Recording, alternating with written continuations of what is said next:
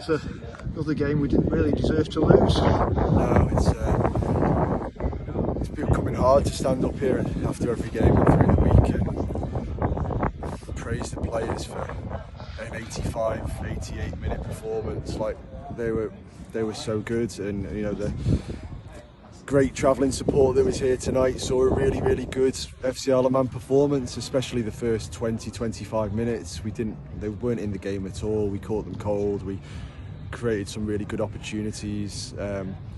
You know, there was maybe a potential red card for them that didn't really get punished in that way for a bad tackle on Frank Jones as he was kind of running clean through. But you know, we found ourselves 3-0 down at half time, and again it was just individual errors. You know, it was things that we'd spoken about before the game, and you know, it's a collective. It's not one person's fault, but you know that we didn't, for those small periods of the game, we didn't commit to the 4 things that we said we were going to, and that worked really well for the first 20-25 minutes. So it was another half-time talk, a bit like Saturday, where you've got to try and pick them up. But it from a half of football that you didn't really deserve to be behind, let alone 3. And that second half was an even better performance than the first half. It was excellent, really good.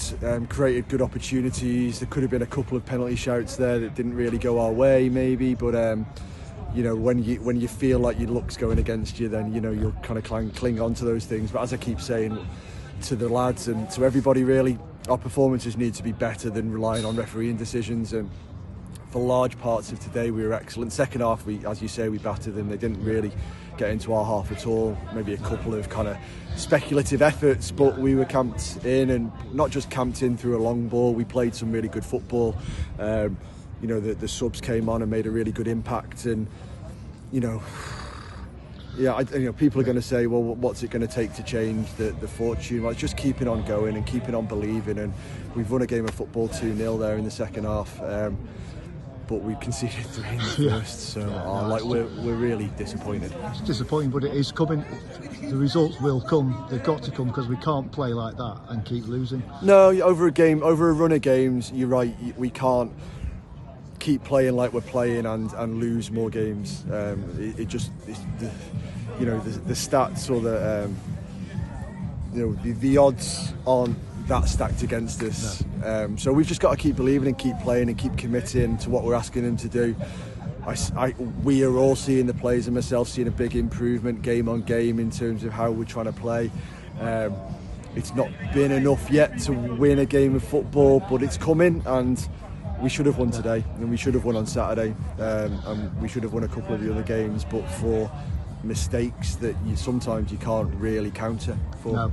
Well, on to Saturday. Yeah. A bit of better fortune. Yeah, hopefully there's a good crowd down on Saturday. The lads really need you, please. You know, they really do. You know, there's lots of players there that have jumped out of Manx football without the experiences of last season and gone from steps 8, step 7 into step 5, and they're acquitting themselves really well.